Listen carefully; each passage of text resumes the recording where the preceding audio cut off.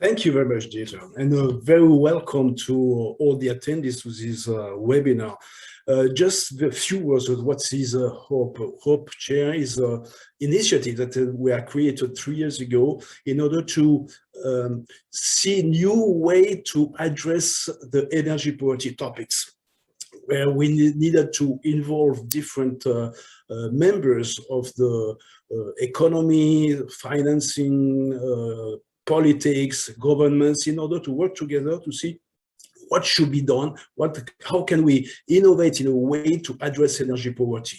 So we can see the different partners we have on this initiative that has been created by the foundation of Grenoble INP in Grenoble in France, with these partners in order to address the topic of energy poverty. The next slide, please. You will see the two main objectives, the two main missions we have.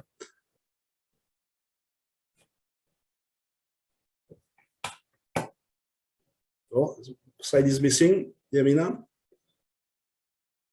Okay, the two main. So we have two main. You have been given two main missions. The first one is to create knowledge through research, in order to involve more people in the fight against energy poverty, addressing topics that are not very used today and in Europe or in France. For instance, one topic we want to address is the connection we have between energy poverty and health and renovation of houses. What is the impact of renovation of houses on health? What is the topics of health and energy poverty?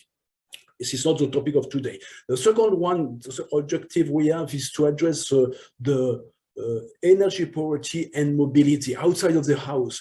And this is a topic, this is an important topic because this is not addressed anywhere. And energy poverty and mobility is a way we need to understand the global vision, the transverse vision of energy poverty for users.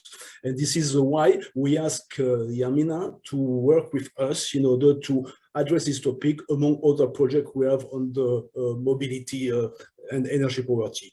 The third axe of research we are conducting is about what are the different drivers for partners to be involved in the energy poverty fight. And it could be finances, it could be governments, it could be any kind of organization. So to create knowledge about the topic of energy poverty in order to disseminate this knowledge among some population.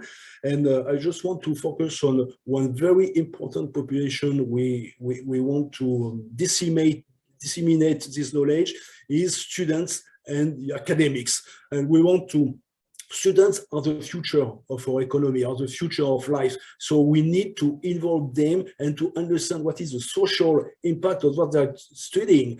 Either there are sociologists, there are architects, or urbanists, etc. We need to put in their head what is energy poverty.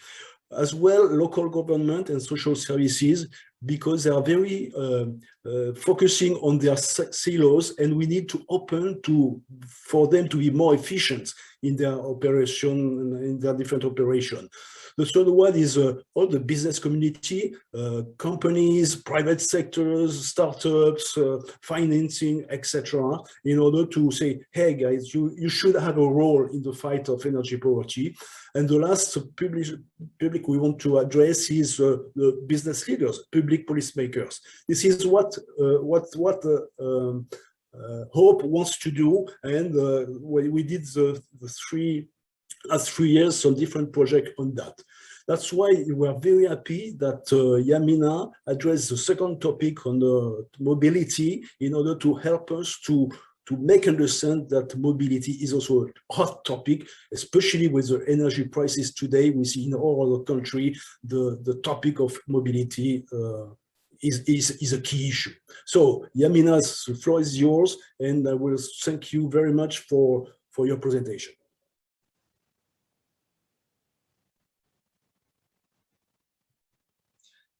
Thank you, Régis, for the introduction, and thank you to Leonardo Energy for hosting this meeting.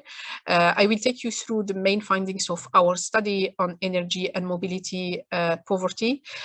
We have touched on this topic already in 2019, but at that time we looked only to the indicators.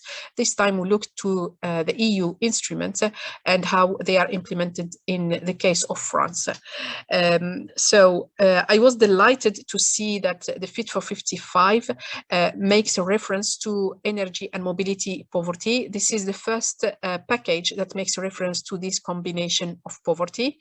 However, when digging deeper in the proposed instrument, we realized that actually the only proposal that is in the package relates to the Social Climate Fund, which does not aim to eradicate the already existing energy and mobility poverty.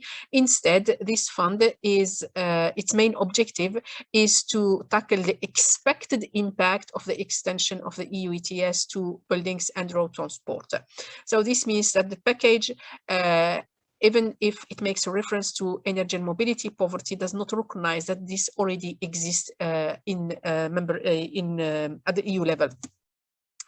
Prior to this, the only instrument I was able to find where there is a reference to energy and mobility, they make a reference to transport, but by that they mean mobility of people, is the European Pillar of Social Rights in its Principle 20, where it is stated that the access to essential services is a right for all EU citizens. This document is from 2017. It's not a binding document. It was adopted by the European Council and the European Parliament. However, since 2017, we have not seen any binding instrument to implement the Principle 20 of the European Pillar of Social Rights. Prior to that, EU member states have ratified in 2015 Sustainable Development Goals, and Development Goal 1 is about ending any type of poverty. So EU countries are required by their international commitment to end any type of poverty, so they are required to end energy and mobility poverty as well.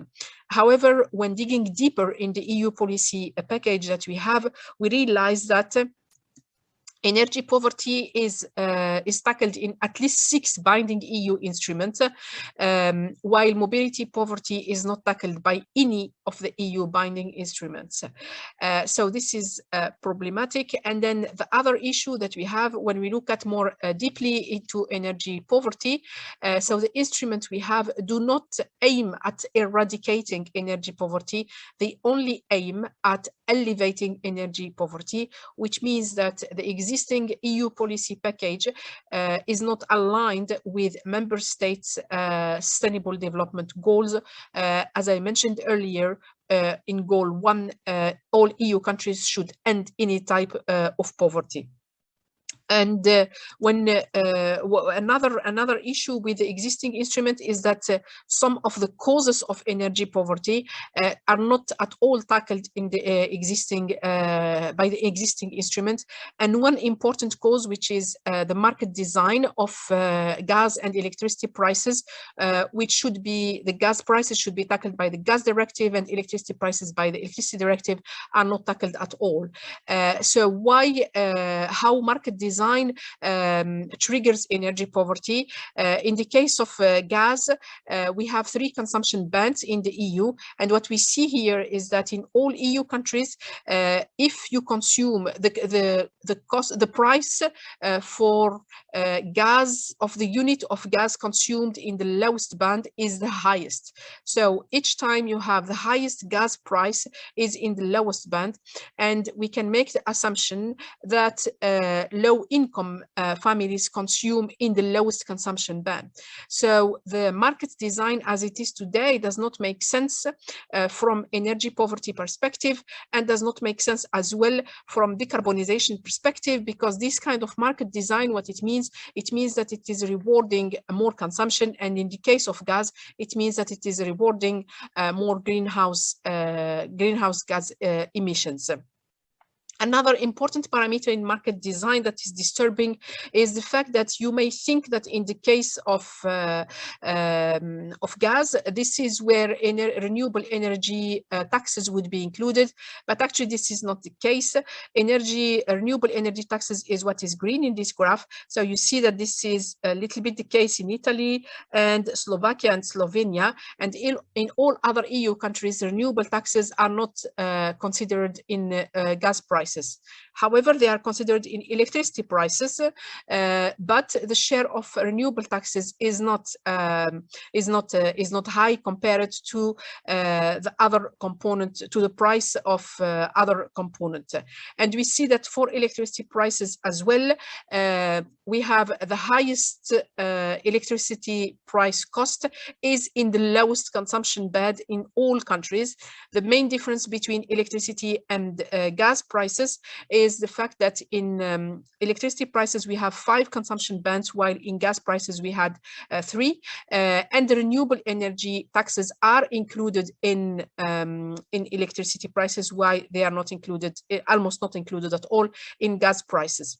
And the worst case is to be low income in Spain, where where we have the highest price of electricity, of unit of electricity in the lowest consumption band.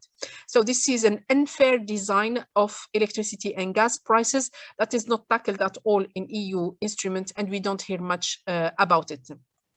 Now, when we look at the Fit for 55 package, what the package is proposing, in addition to the Social Climate Fund, it is for the first time proposing a definition for the energy poverty. This definition is proposed in the Energy Efficiency Directive. However, when digging deeper in the definition, we realize that there are several important elements of energy poverty that are missing. So the focus of the definition is on the lack of access to essential energy services, but the lack of affordability of those services is not mentioned at all. And importantly, the causes of energy poverty are not mentioned at all in this definition. Why it is important to mention the causes? Because member states will be working on these causes. If the causes are not mentioned, member states are unlikely to work on eliminating the causes of energy poverty, which means that the definition that we will have, if kept as it is today, this definition is unlikely to be the instrument to eradicate energy poverty. Regarding mobility poverty, as I mentioned earlier, there is nothing in the Fit for 55, and there is no an internationally agreed definition of mobility poverty. So what I did here was based on the definition of energy poverty proposed by in the Energy Efficiency Directive, and the element that I propose to include based on literature review. I propose to have this working definition on mobility poverty, which includes the consequences of energy poverty and all the causes identified in the literature of mobility poverty. Without having definitions, it is unlikely that we will have indicators to assess energy poverty and mobility poverty, and it is unlikely without having indicators and without having measures to eradicate any of them, and this means that we will stay in the similar situation, and the extension of the EU ETS to housing and mobility is going to make the situation worse.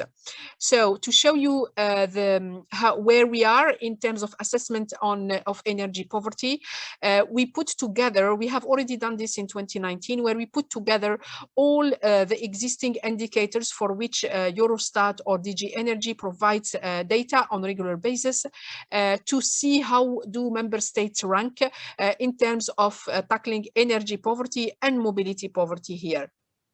And what we see is that for indicators, for example, summer energy poverty, the last year for which the indicator data were gathered is 2012.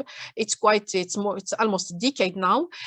So we do not have any assessment of where we stand in our countries regarding summer energy poverty, despite the global warming and despite the fact that we know that summer energy poverty is going to be an issue in the coming decade.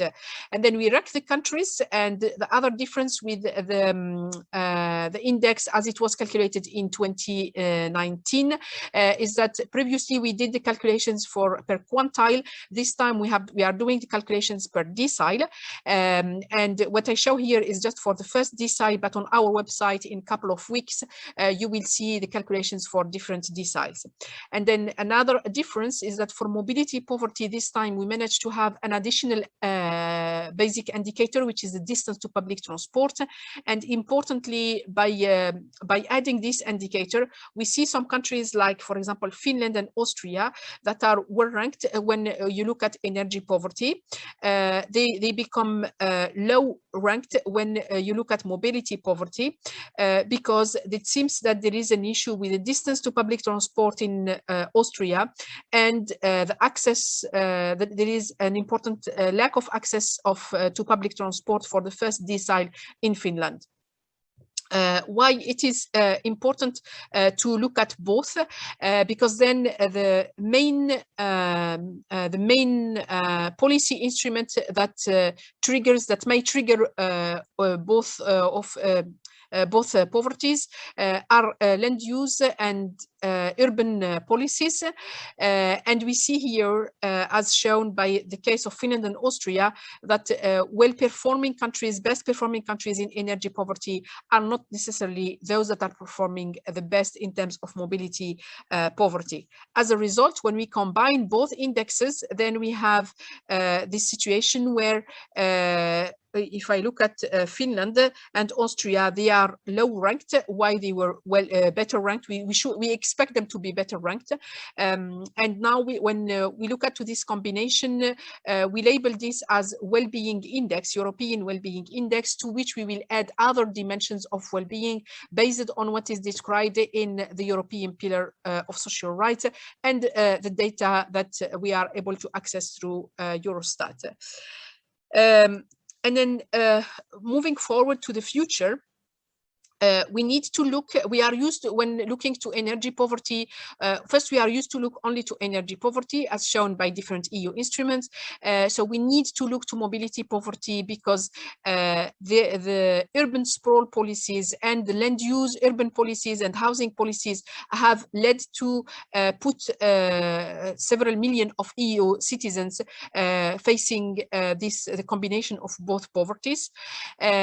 However, beyond mentioning that these poverties should be tackled together, we need to move from this idea of elevating energy poverty to eradicating both energy and mobility poverty, because as mentioned earlier, SDG 1 is about ending in any type of poverty, and what we have today is not about ending any type of poverty.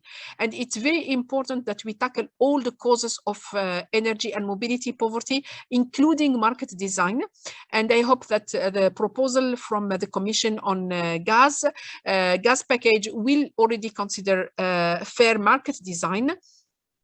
Based on the French experience, what we see is that if we have a renovation agency that is in charge of renovating dwellings occupied by low income, this seems to be the best option to channel fundings towards the renovation of buildings occupied by low income and to tackle energy poverty. However, in the absence of requirement to renovate existing buildings to the zero energy standards, so basically this agency, despite all the funding that go to this agency, is failing in ending energy poverty, which is not, as I mentioned earlier, which is not in one of our targets actually. So we have a disconnect between our international commitment and our EU and national policies. And importantly, we need to have the indicators for both poverties updated on a regular basis to be able to assess the progress that is made in EU countries. And we should not look at only to winter energy poverty, we should look at to summer energy poverty because of the global warming and the expected impact of global warming on low-income families. Last but not least, one good practice we learned from France is the mapping of the combination of energy and mobility poverty. Several French municipalities have undertaken this exercise. However, it's quite costly and there is no update. It requires technical capacity and an important budget. It will be good to have this done at the EU level under the leadership of the European Commission to do it for all the EU municipalities. And this is the way to understand better what's going on in terms of energy and mobility poverty, to put in place the right instruments. For further information on the combined energy and mobility poverty, everything will be available on our website on the European Wellbeing Index pages. I stop here with our main findings and I give the floor to Marine Cornelis for the roundtable discussion. Marine, yes, thank you so much, Yamina. It was a fascinating presentation, and indeed, we really grasped that to make the transition just and fair, we have to go way beyond the energy sector. We have to look at many different sectors, and that's why we have such a varied panel today. So we have Karima Delli, who's the MEP, a member of the Greens at the European Parliament. She made a recorded reaction to Yamina's presentation. We also have Frank Sibern Thomas, who's head of unit of the new Fair and Green and Digital Transition at the DG Employment, Social Affairs and Inclusion at the European Commission. So it's a transverse DG, so it's really interesting to have his view. Bajba Miltovica, she's the head of Transport and Energy section at the European Economic and Social Committee. Welcome. We have a French member of the Assemblée Nationale, a French member of the Parliament, Marjolaine Meunier-Millefert. Welcome. Régis Largillier, that now we all know. Sophie Defour, who is the climate manager at Transport and Environment in Belgium. And Martha Myers, who is the coordinator of the Right to Energy Coalition. So I will ask all of you to give some thoughts about Yamina's presentation. But first, I would be really happy to hear Karima Delli's thoughts in her recorded presentation, please. Mobility poverty is not recognized in any of the EU binding instruments. What can you do from the Parliament side to change? Mobility is essential for the everyday life of each of us, to go to work, to school, to receive health care. But these mobility expenses are increasing day by day, raising difficulties for more and more citizens. Living far from the main urban areas or having fewer means to travel to the workplace can often lead to social isolation and higher risk of vulnerability. So, it is essential the most vulnerable people do not pay the highest price for this transition. Just transition policies need to remain adjustable and fair for all. That is why the European Green Deal and its Just Transition Fund was created. But rest assured is not our only tool to take action against this issue. Through the European Strategy for Sustainable Mobility, we try to put accessibility at the heart of our battle for fair transition. Until now, the social agenda in transport has revolved primarily around the issues of social dumping and the protection of mobile employees. However, there is an increasing awareness of the transport poverty challenges in several European cities. The principle of free public transportation runs its course. It is not up to us to strengthen binding instrument and pave the way through mobility rights all over the EU. Extending the EU ETS to transport may lead to extending the French Yellow Vest movement to the rest of Europe. What is the position of the Transport Commission on this EC proposal?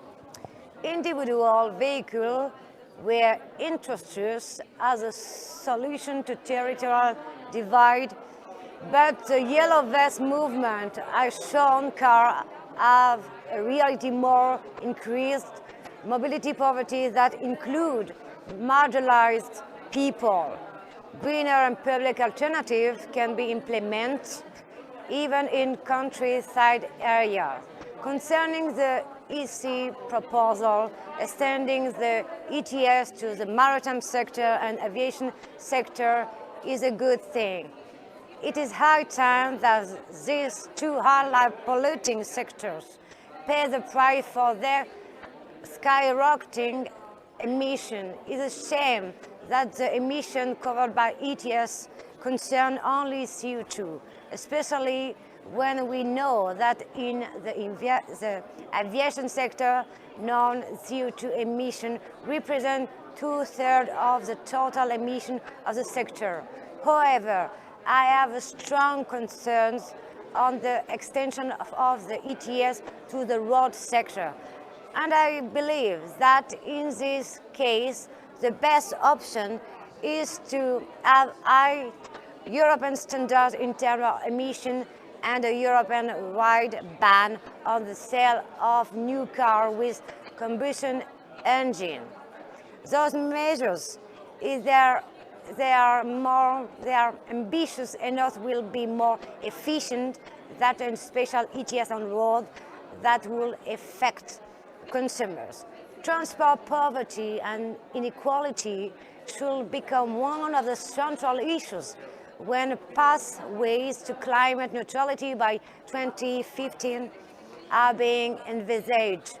This goal requires a fundamental transformation of Europe's economies and societies, affecting all sectors and citizen everyday practices. Mobility is as essential as housing. We cannot let the vulnerability of market decide the fate of people. That is why in both matters we should struggle to regulate prices. That was a passionate speech by Karima Deli. Thank you so much, Karima. I know that you are not with us today, but it's really inspiring to see what the European Parliament aims to do. So I would like to hear the thoughts of each of the panelists today, or one takeaway, one reaction from Yamina's report and presentation, and maybe also from Karima's presentation. That can be really interesting. You can continue the discussion anyway in the chat or in the Q&A. I'm monitoring both. But please, Frank Seaburn-Thomas from the European Commission, could you just give some thoughts about Yamina's presentation? You have 1 minute. That's an impossible task. Thank you very much. Thank you for inviting us. Just to say that you mentioned already that we have created a new unit in the DG Employment, which shows, I think, the increasing attention to these issues also in policy making. Our DG, as was mentioned, is in charge of, let's say, the broad perspective of employment poverty, does address poverty from a broad angle, in-work poverty, material deprivation, many other angles, and fights poverty through the European Pillar of Social Rights. It's today the 4th birthday of this pillar, so it's a good day to have this debate. And there are a lot of actions and an action plan which was adopted to address exactly that. And we mainstream these aspects throughout all policies, including climate and energy, and to ensure a fair transition. So a lot of the things which were said in the presentation by Yamina do resonate with us. Obviously, the main takeaway is the one to asking to have a better balance. To have a better balance or more attention to mobility poverty aspects of transport poverty, complementing what's being done on the energy poverty side. I think that's something which is going on with this. And you do have, I should have said, in the pillar headline target, also reducing poverty until 2030. So we try to match, as the President said in the State of the Union speech, social ambition with climate ambition. How to do that in practice, I think that's we have to discuss. I'd like to say one more takeaway which is obviously in all the work we do, we need more granular data. We need more of these studies. So what was mentioned, to better understand determinants of energy poverty, to have more granular work, to present the data and evolution by income groups. That's something we use. That's extremely helpful. And this is a takeaway we take away also for further work. I cannot comment on the proposals as such. More proposals are coming in mid-December, as you know, as part of the Fit for 55 package, still including on EPBD and on gas markets. And I would like to make one last comment, as was mentioned, also indicated, sorry for being longer than expected. There are many, many other initiatives. So there's not one single legislative piece to which we can probably address this. And we have, that's part of the difficulty of the discussion. You have the renovation wave, affordable housing initiatives, sustainable mobility strategy was mentioned. And you do also have on the research side, under Horizon Europe, a lot of actions, missions to help cities become climate neutral and to assess these linkages. So I took also note, the last takeaway of this call for a mapping of further action in this area, but there are also frameworks which do allow for this to happen and where topics are being identified. So that's the first reaction. Thank you very much. Thank you, Frank. Baiba, any reaction to this? Baiba Mitrovica from the European Economic and Social Committee. Good afternoon. Thank you for invitation. And as I mentioned already, that it is very good that we are not working in silos and we are cooperating together. Indeed, I can complement and only say that there, in Jarmila's presentation, there are many practical issues, and indeed it is very important. And we also bringing practical examples in Economic and Social Committee, which I am representing, Transport, Energy and Infrastructure section, where we adopted already social climate fund opinion. So in this opinion, I will be happy to share it in the beginning of December. We were reacting on the Commission's paper. I can already compliment Commission saying that it is not just one legislation. There are many initiatives, and Renovation Wave initiative. Early this year, we held a discussion on this topic, and we see that actually in the national recovery and resilience plans, Member states are trying to solve the energy poverty issue via Renovation Wave initiative. And you see repeatedly that there are many plans regarding Renovation Wave and building stock. But what is most important, that citizens are, they have easily accessible this funding. We need to understand that previous work, the previous cohesion instruments didn't work very well because renovation percentage was quite low still, and we need to think about more closer to citizens and municipalities, creating one-stop shop or independent advice or any agencies that they can really easily get at the local level, municipality level. And in many countries, it is social policy, energy poverty, social policy. Therefore, at municipality, it really makes sense to do it at the local level. Thank you. Yeah, thank you, Baiba. So municipal level, empowering consumers through one-stop shops. Marjolaine Meunier-Milfer of the French Parliament, what are your main takeaways? Under a minute, right? That's a challenge. Well, first, a word of thank you still, because thank you for Hope and Régis Largillier for the work they are doing in France. It's tremendous work on energy poverty, and we need that. And thank you for Yamini's presentation.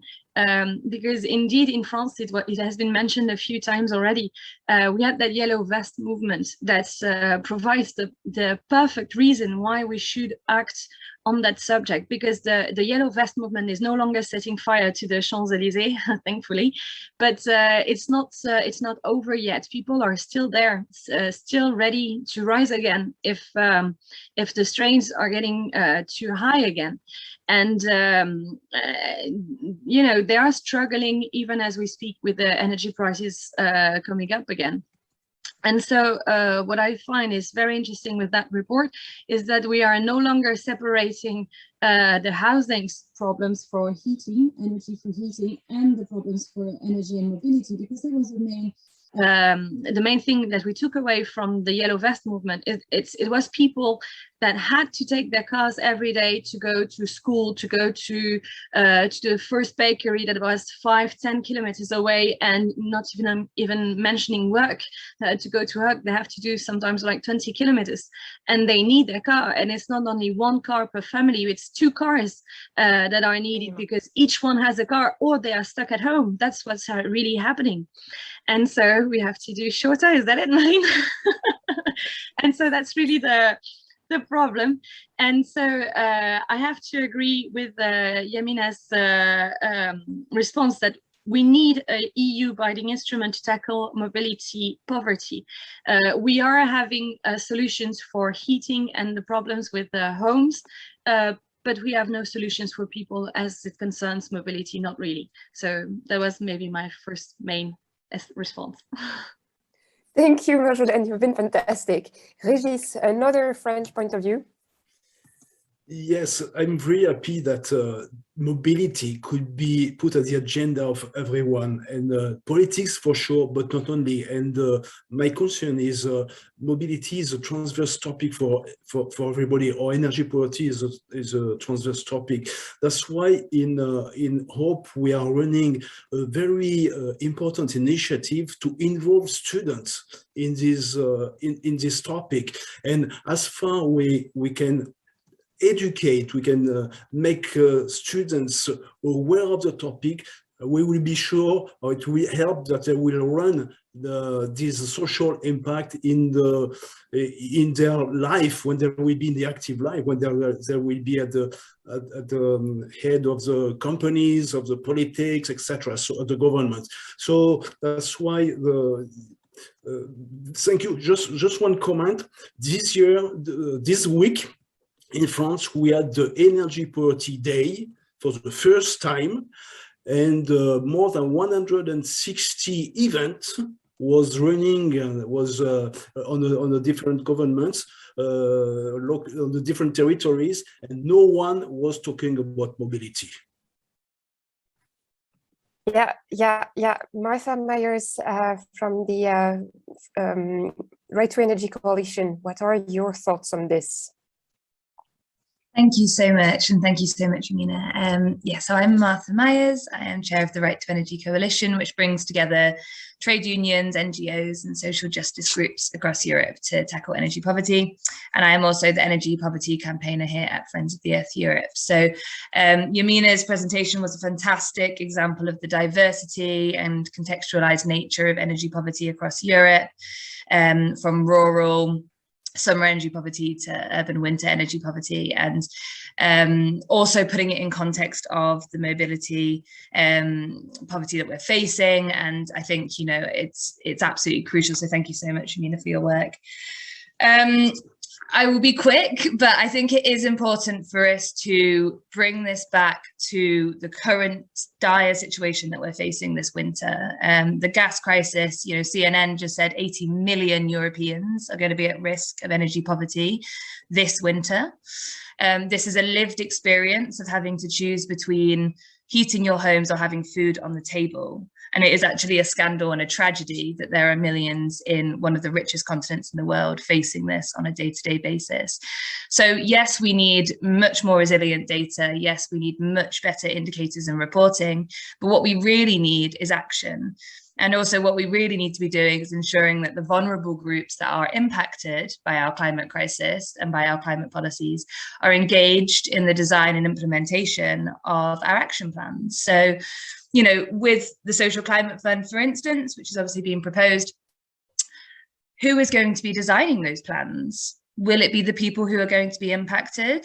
We need to ensure that women, people of colour, those who are going to be hopefully engaging with these programs are consulted, that they are aware of the digital exclusion elements that might come into play with developing such plans in the future. So one big point for me is who is involved in the design and implementation. And this comes back to Baba's important point there on, this needs to come from the local municipality level. My final point to share here is, you know, we really do need to work towards deep renovation programs and also subsidized renewables, both of which address root causes of energy poverty in the home, such as our inefficient housing crisis and also our heavy reliance on fossil fuel dominated energy systems. So I'm lucky enough to know grassroots groups and national groups across Europe, Fuel Poverty Action, Alliance Against Energy Poverty, who are rising up and they have the solutions. So I would really urge us all to listen and to engage with these groups on the ground who are doing fantastic work to take action to alleviate energy poverty.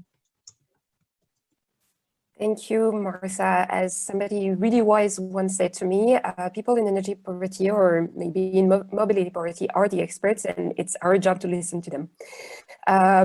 Sophie Defour, you have the final words on your inputs, your insights, your takeaways from Yamina's report.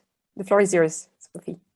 Thanks, Marine, and thanks also from my side to Yamina for this wonderful presentation.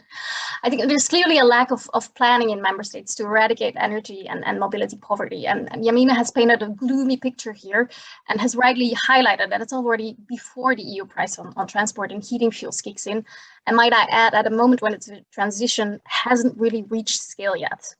Now, I think that the Social Climate Fund offers a real possibility for Europe to ensure to low incomes that their governments will protect them in the transition. And I think on this panel, we'll all agree that the Social Climate Fund needs to be scaled up. But I think we can also fairly say that this EU fund will never be big enough to do that alone. Now, to be able to use the money from the fund, though, countries need to submit to the EU a social climate plan. And I say, let's make those plans scalable. They shouldn't just describe the measures that will be financed through that fund, but instead entail the entire plan of a member state to guarantee the transition to the lowest income deciles over the coming decades.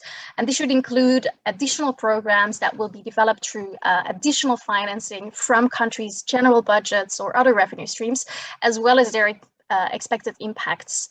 And in this way, we would scale up the impacts of the Social Climate Fund, going beyond compensating for the new ETS, and member states' social climate plans would become a true lever for additional national funding for the lowest incomes, but also for a true debate at the national level on how the government is planning for a just transition. That's really interesting, and that's a perfect transition towards my next question, which is I wanted to ask to Baiba and Marjolaine about the extension of the ETS to the transport and housing sector. So, in your view, what would be like the two main measures that could be taken to limit the regressive impacts and boost energy and mobility justice? Yamina, you're free to intervene at any moment. I can see that you're busy answering to a lot of questions on the chat, and yes, I'm sure we have only 10 minutes left, so I'm sure the conversation will continue after this recording. But for the time being, Baiba and Marjolaine, any kind of political measures that you have in mind that would be really critical at the moment? You have 1 minute each. What we are doing now and what is already happening is we are boosting energy efficiency in buildings. So that's happening. We are also trying to fund people towards using more sustainable mobility means of transportation if they can. So there are helps in that way, and that's also happening, but it's very difficult when you live far away from your job. For example, I'm buying a bicycle that is electrically, un vélo électrique. Sorry, I can't find my words anymore. E-bike. Yeah, thanks. Well, that's also happening, but it's not sufficient. And there are energy checks that are being sent to people who can't afford paying for their energy anymore. So that's 3 things that are already happening. But one more thing that could happen is actually help mayors from small towns and small villages to access European funds, because the problem is that they are the ones that need to act, and most of the time they do not have the engineering to be able to find the solutions, especially for mobility, which is a very complex situation, and they can't find the solutions themselves. And so we need to maybe have a better link between Europe and the very ground response from mayors of very small town and villages. Baiba, any thoughts on this? I would be really yes, I think Marjolaine, hearing Frank's point of view as well. Yes, I would like to just say that Marjolaine is saying the most important thing is actually tackle energy poverty and its roots. So actually on the basic, I mean, only for example, you are talking about France, but for example, multifamily house. So who knows the situation the best in the house? Of course, the manager or somebody who is taking care about the house. So then the next level, how we get the funding, not avoiding all these bureaucratical, very difficult, also commercial bankings involved. I mean, it's not easy for citizens. They are not bankers. So you need to have easy, accessible, well advanced this funding so that citizens would like to have a renovated house, but they need help actually. And this we see in many situations that they need really practical assistance. For example, they need engineers, they need building construction companies they can rely on, that they are not facing with obstacles that are in the market. So very practical things, I would say, will make the boost of the renovation. So Frank Sibern-Thomas of the European Commission, any thoughts on this, and yes, how the European Commission plans to help consumers and help citizens really on the grassroots level? Yes, as a short reaction, I just already mentioned the initiatives, for example, under Horizon Europe. There are others, many green urban initiatives through which I think this link is sought. It doesn't mean always, I think, that all funding has to come directly from the EU level, but there should be synergies across the various funding instruments and policies to ensure this impact at the local level. So they would agree, and obviously the cohesion funds in particular, the ERDF and ESF Plus, but also others have a role to play there. They also address these issues we discussed today: poverty, cohesion, and action. And you have many others. Probably I take this opportunity to announce one point which relates to the focus on social acceptability, just transition in this context, which is absolutely key, because I mean this has been our narrative. There's no alternative to action, but the transition will not be inclusive by default. It has to be inclusive. It has to take along people.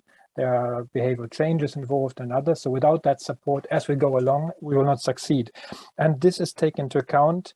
The Social Climate Fund was mentioned as one tool, but we are working now on a recommendation for a council recommendation, which should be issued on 14th of December as part of the next second part of the Fit for 55 package, which wants to provide recommendations, guidance to member states on how to ensure a just transition. And it covers all the areas we discussed, from employment policy, skills, social protection, access to essential services, making good use of revenues also at the local levels to compensate where needed, strengthen stakeholders, involve them, strengthen monitoring and indicators, and ensure synergies across funding at the various levels.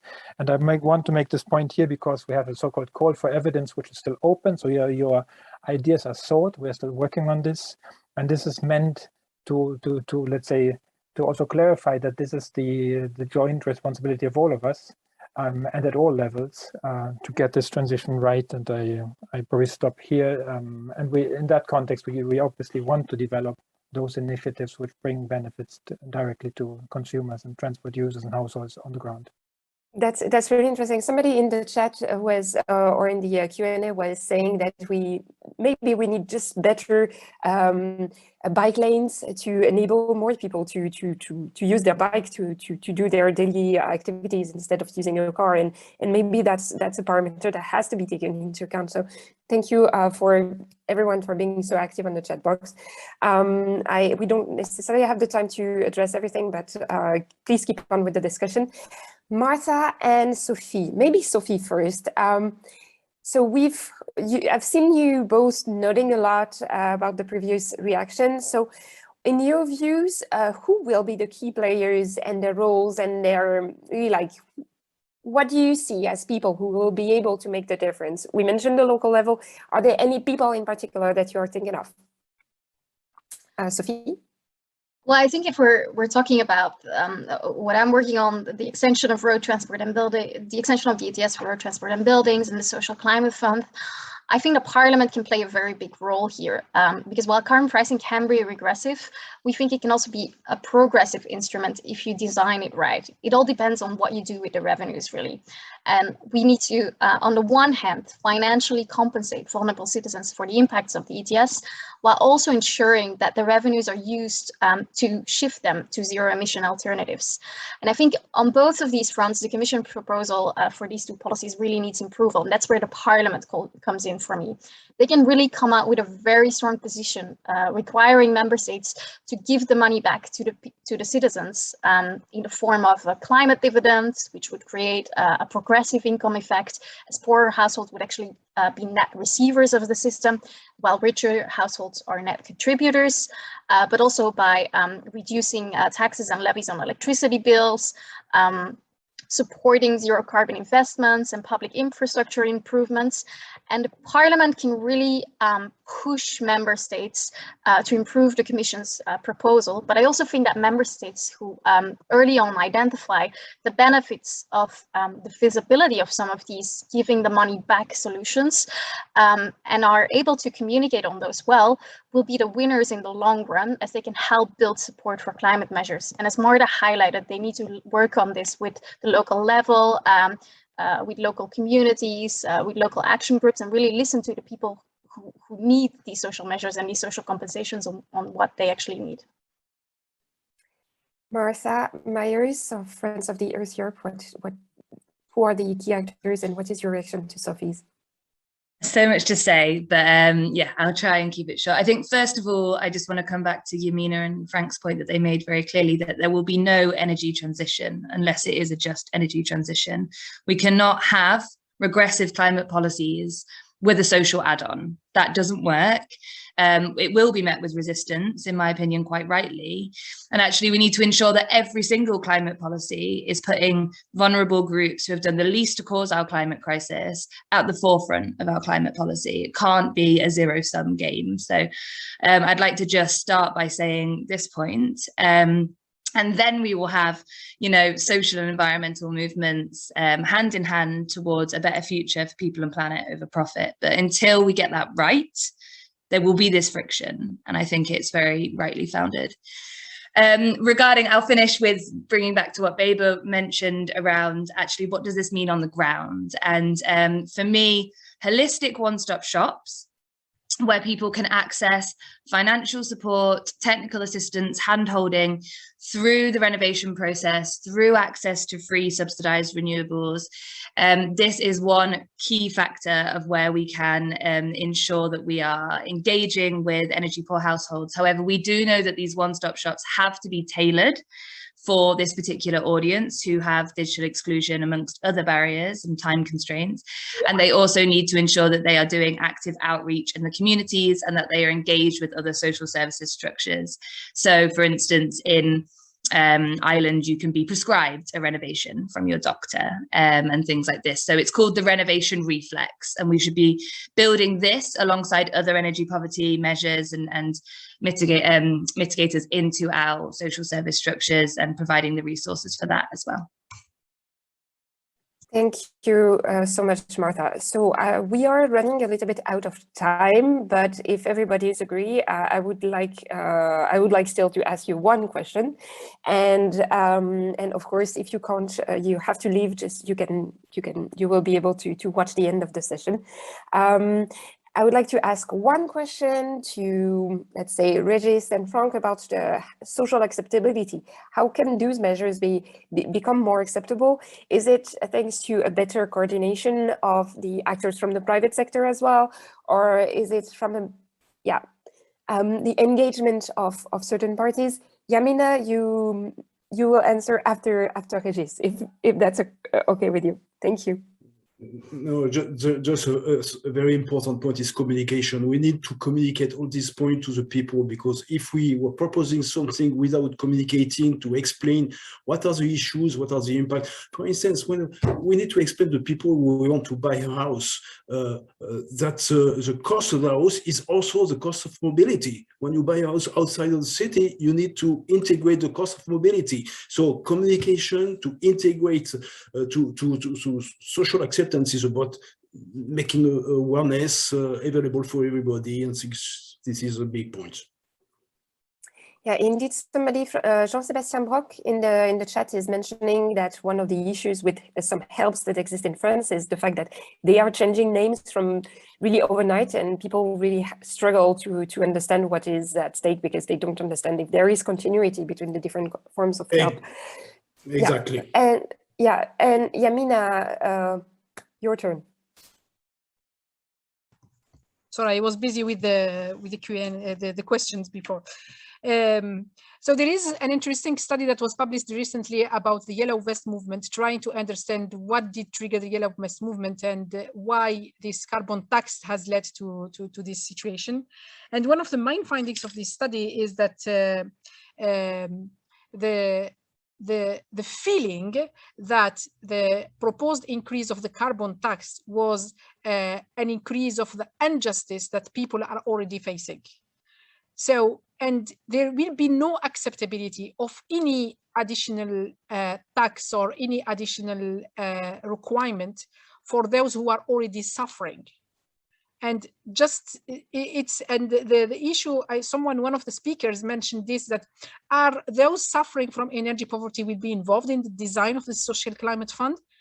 I doubt it will be the case. So if you look at the impact assessment from the Commission, so the Commission refers to the stakeholders consultation, which is a good thing, actually. The Commission ticks all the boxes of better regulation.